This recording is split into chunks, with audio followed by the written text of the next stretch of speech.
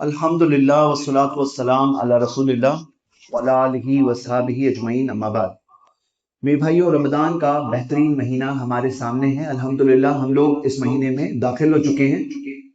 اب اس جو جذبہ ہم سب محسوس کر رہے ہیں، اس جذبے سے لانگ ٹائم کا بینیفٹ اٹھانا، یعنی لمبے وقت کا فائدہ لینا، یہ بہت ضروری ہے۔ اسی پہلے ہفتے میں ہی ہوتا یہ ہے کہ عام طور پر لوگ دین کی اتنی فکر نہیں کرتے ہیں، دنیا کے اندر اس طرح سے مگن ہوتے ہیں، سمجھتے ہیں یہیں پہ رہنے کا ہے، حالانکہ اصل ٹھکانہ کہاں ہے؟ آخرت ہے۔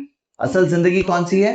وہ زندگی ہے جو اس زندگی کے بعد والی زندگی ہے، جو ہمیشہ والی زندگی ہے، جس میں کوئی وہ زندگی کی اینڈنگ ہی نہیں ہے۔ یہ زندگی ختم ہوگی، وہ زندگی ختم ہی نہیں ہوگی، ہمیشہ کی زندگی ہے۔ اب سوچئے کہ کیا اس زندگی کے لیے تیاری نہیں کرنا چاہیے؟ اس زندگی کے لیے جو اہم اور ضروری چیزیں ہیں وہ حاصل نہیں کرنا چاہیے؟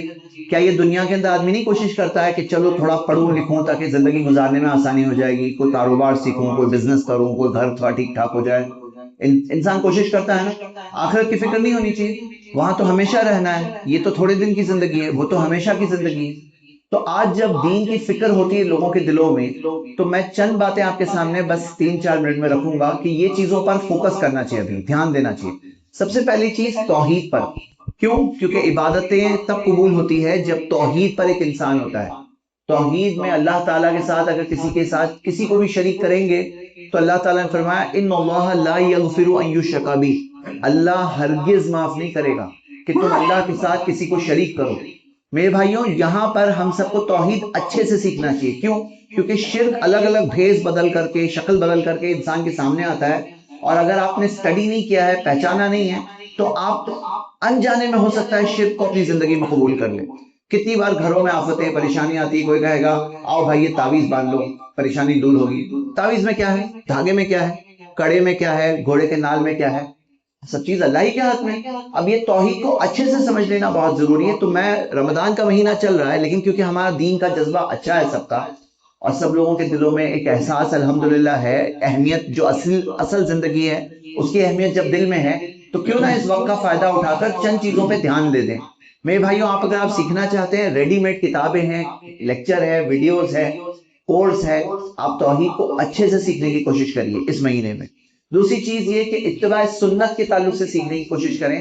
جیسے بعض لوگ سمپل مسٹیک کرتے ہیں کہ جیسے جذبہ ہے لیکن ضعیف حدیث پر چلیں گے، موضوع حدیث پر چلیں گے، گڑی ہوئی بات جو نبی صلی اللہ علیہ وسلم کے نام میں جھوٹے طور پہ منسوب ہے۔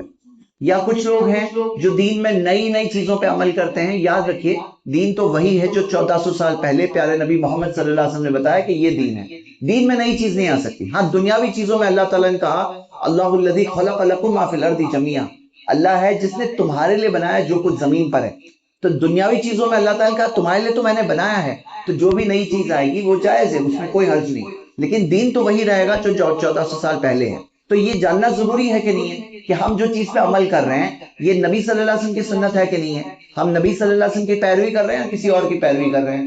کیونکہ بدعت وہ چیز ہے جو نبی صلی اللہ علیہ وسلم نے نہیں شروع کیا، بعد والوں نے شروع کیا۔ اس کے اندر کتنے سارے لوگ ہیں جو دینی جذبے کے ساتھ ایسی چیزوں پر عمل کرتے ہیں جو ہے ہی نہیں۔ اسی طرح بعض لوگ ہیں جو کسی امام کی بات کا احترام اتنا زیادہ ہوتا ہے کہ نبی صلی اللہ علیہ وسلم سے اوپر اپنے امام کی بات کو رکھ دیتے ہیں۔ تو آئیے، رمضان کا مہینہ ہے، عبادتوں کا جذبہ ہے، کیوں نہ ہم ان بنیادی باتوں کو اچھے سے سمجھ لیں کہ ہم اماموں کو رسپیکٹ کرتے ہیں، لیکن کسی بھی عالم کی بات کو قرآن و سنت کے اوپر نہیں رکھ سکتے ہیں، کیونکہ علماء اکرام چاہے جتنے بھی بڑے کیوں نہ ہو، آخر میں تو انسان تھے۔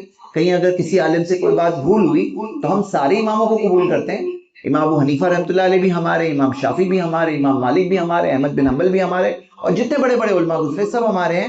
کسی کی بھی بات قرآن و حدیث سے اگر ٹکرائے تو وہاں ہم چھوڑ دیں گے، وہاں پہ ہم اس عالم کی بات کو لے لیں گے جس کے پاس قرآن و سنت کی دلیل ہو۔ دیکھیے، یہ فارمولا لیول کی چیزیں ہیں۔ اسی طرح کتنے سارے لوگ حرام چیزیں زندگی بھر کرتے ہیں، صرف اس وجہ سے کرتے ہیں کیونکہ ان کو یہ پتہ ہی نہیں حرام ہے پتہ ہی نہیں ہے۔ تو آپ کیا کاروبار میں ہو، اس تعلق سے مسائل چیک کر لو۔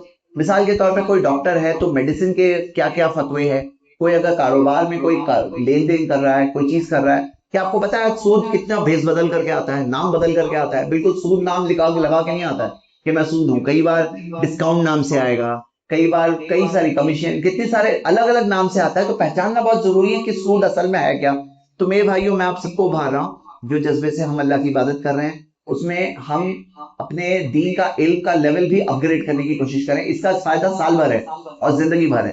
اللہ سے دعا ہے اللہ ہم سب کو اس رمضان کے مقصد کو حاصل کر کے اپنے آپ کو ایک بہتر ورژن، اپنا خود کا بہتر ورژن بنا کر کے رمضان سے ہم آگے بڑھیں، اللہ کی عبادت کرنے والے بندے بنیں، نیک راستے پہ قائم رہیں.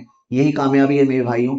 کامیابی کا کوئی راستہ نہیں دنیا میں، صرف ایک راستہ ہے، دین اسلام پر کوئی چلے وہی کامیاب ہے انسان. اللہ سے دعا ہے ہم سب کو کامیاب لوگوں سے بنا دے. آمین. وآخر دعوانا الحمدللہ رب العالمین.